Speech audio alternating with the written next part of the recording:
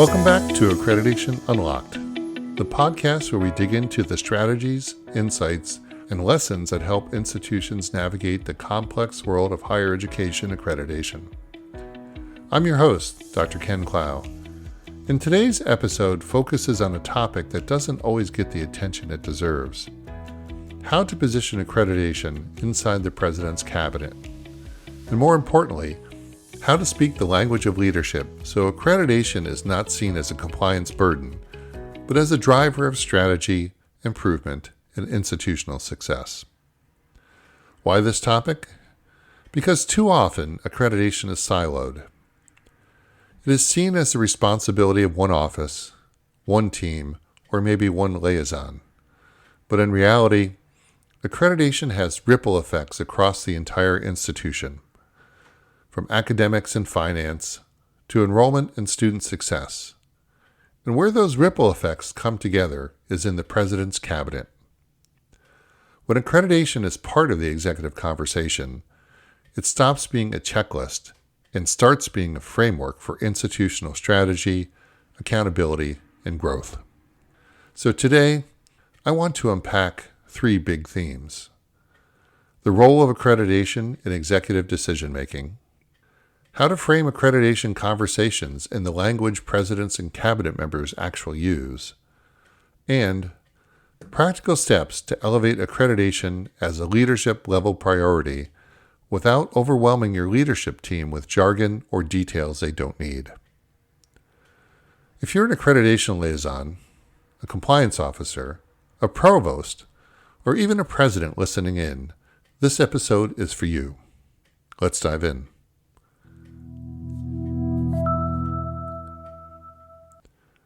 Accreditation as a leadership function. When we talk about accreditation, most people immediately think of documentation, reports, and site visits.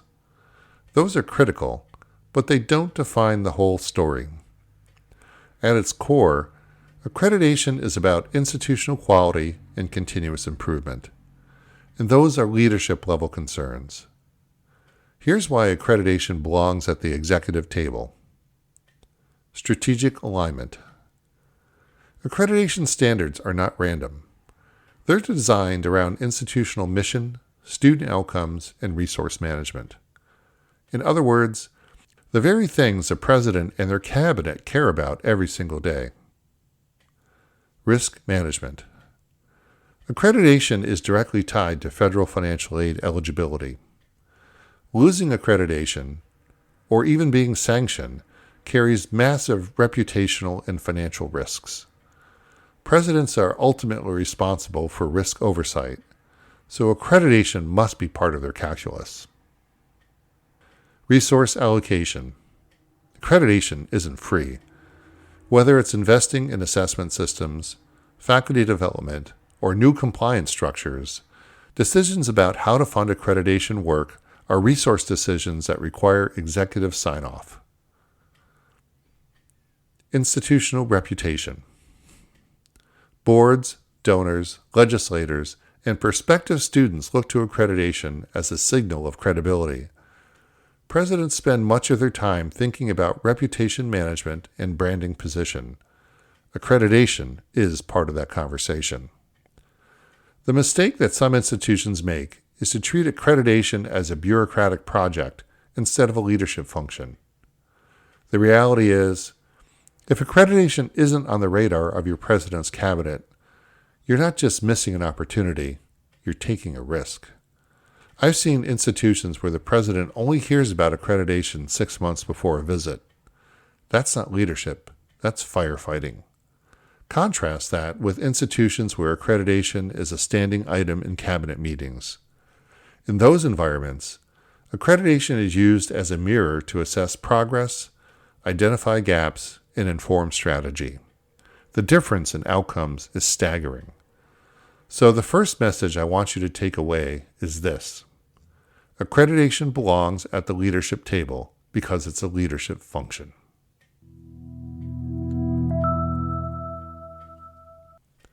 Speaking the language of leadership. Now, here's the challenge. Accreditation professionals often struggle to get traction in executive conversations because they speak in accreditation language instead of leadership language. Let me explain. Accreditation language sounds like this. We need to improve our assessment of student learning outcomes for Criterion 4B.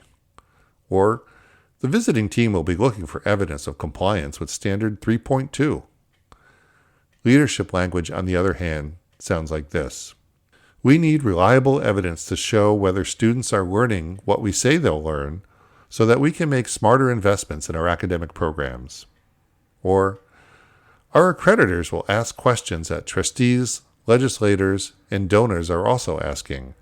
Are we managing our resources responsibly, and do we have the evidence to prove it? See the difference? One is internal, technical, and jargon heavy. The other is strategic, resource-oriented, and aligned with executive concerns. To speak the language of leadership, you have to translate accreditation requirements into categories executives already use to make decisions, such as risk and reputation. Presidents think constantly about what could damage the institution's credibility. So, frame accreditation issues in terms of potential reputational risk or reputational gain. For example, if we don't document our assessment processes, we risk an accreditation sanction that could undermine donor confidence. Finance and resources. Cabinet-level leaders are stewards of budgets. Position accreditation work as an investment with returns. For example, by improving data systems for accreditation, we will not only meet compliance standards, but also streamline enrollment reporting and free up staff time. Student success. Presidents and provosts are measured by student outcomes, retention, graduation, and employment. Connect accreditation criteria directly to those metrics. For example, accreditors will want to see how we're supporting at-risk students. This aligns with our enrollment management strategy. Strategic priorities. Every institution has a strategic plan. Accreditation standards often overlap with those goals. Use that overlap to make accreditation part of the strategic conversation. Example: our accreditor requires ongoing evaluation of mission fulfillment, which dovetails with the strategic plan metrics we already track. When you present accreditation this way, you stop sounding like a compliance officer and start sounding like a strategic partner. And that's when presidents listen. Let me share a quick story. At one institution, the accreditation liaison used to present updates by walking cabinet members through every standard and substandard. Naturally, their eyes glazed over. Engagement was minimal. But then, she shifted her approach. Instead of saying, "We're behind on Standard 3.4, she said, "We need to close the loop on retention initiatives because our accreditor and our board are both looking for evidence of impact." Suddenly, the provost jumped in. The CFO leaned forward. The president asked questions. Why? Because the issue was framed in their language: student success, accountability, and results. If you want accreditation to have a seat at the executive table, you have to earn that seat by speaking the language of leadership. Practical steps to elevate accreditation in the cabinet. So how do you actually do it? Let's get practical. Here are some concrete steps to position accreditation as a leadership priority in your president's cabinet. Step 1. Make accreditation a standing agenda item. If accreditation only comes up once every 10 years, you're doing it wrong. Request that accreditation updates be a recurring part of cabinet meetings, even if it's just for 5 minutes. Consistency is what keeps accreditation visible and connected to strategy. Step 2. Tie accreditation to strategic plan metrics. Take your institution's strategic plan and map it against accreditation standards. Then present updates through that lens. For example, our strategic plan calls for strengthening online learning. Here's how accreditation criteria around modality and student support tie directly into that. Step 3. Use dashboards and data, not reports. Executives don't want 100-page accreditation reports. They want dashboards, visuals, and summary data. Translate accreditation work into key performance indicators, or KPIs, that leadership already tracks. If you can show accreditation progress alongside retention, finances, and enrollment trends, you'll get traction. Step 4. Identify cabinet-level champions. Every president's cabinet has champions for different areas: finance, academics, student affairs. Identify which leaders can be allies for accreditation. For instance, the CFO can be a strong voice for how accreditation connects to financial risk. Or the provost can champion the academic quality piece. Step 5.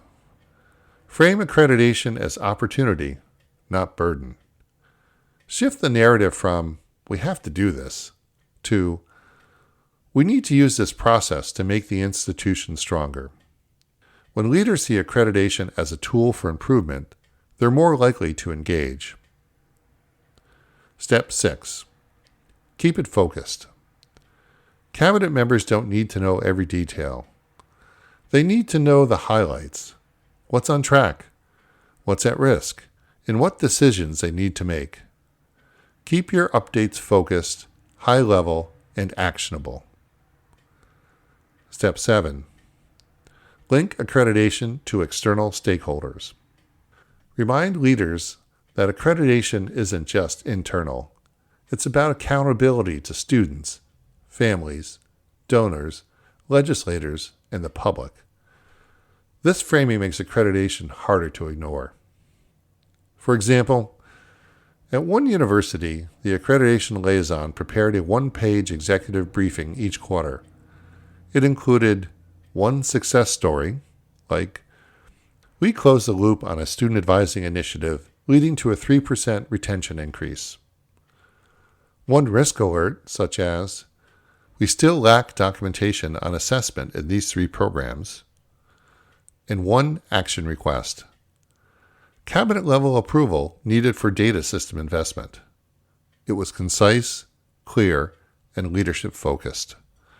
Over time, the president began citing accreditation progress in board meetings, and that was proof that it had become part of the executive conversation. Challenges and how to overcome them. Of course, this isn't easy. There are real challenges in elevating accreditation to the cabinet. Leadership turnover. Presidents and cabinet members change. Every time this happens, you have to reintroduce accreditation and reframe its importance. Solution? Create a simple Accreditation 101 for Executives briefing that you can share with new leaders. Perception of accreditation as bureaucracy. Some leaders see accreditation as paperwork. To counter this, always connect accreditation to outcomes: student success, financial health, and strategic impact. Competing priorities. Presidents juggle dozens of urgent issues. Accreditation won't always be top of mind. That's why it's important to align accreditation with whatever is top of mind: budgeting, enrollment, or fundraising, for example. Information overload. Accreditation is complex, but executives don't want all the details. The solution? Develop the skills of summary. Boil down 200 pages of evidence into 3 executive takeaways. Remember, your job is not to turn the president into an accreditation expert. Your job is to make accreditation so clear and so relevant and so connected to institutional priorities that leaders have no choice but to pay attention.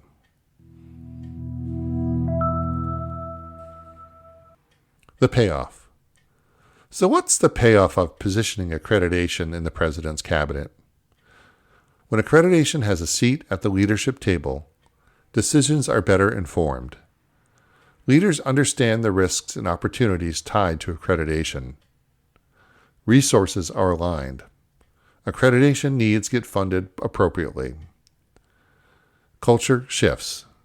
Accreditation becomes part of the DNA of the institution, not a once-in-a-decade project. Institutions thrive. When accreditation and strategy align, the institution is stronger, more resilient, and better able to fulfill its mission. I'll leave you with this thought.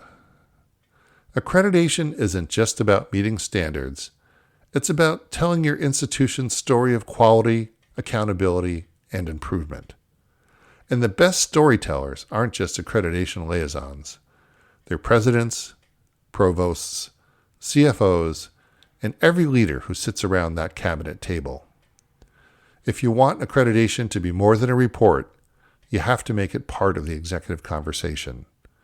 And that starts with you, translating, framing, and positioning accreditation where it belongs, in the President's Cabinet. That's it for today's episode of Accreditation Unlocked. We explored why accreditation belongs in the President's Cabinet, how to speak the language of leadership, and practical steps to elevate accreditation to a leadership priority. If you found today's episode helpful, I encourage you to share it with a colleague, or maybe even your president or provost. And don't forget to subscribe so you never miss an episode. I'm Dr. Ken Clough, and this has been Accreditation Unlocked. Until next time, keep pushing for quality, keep building trust, and keep positioning accreditation as a driver of leadership and strategy.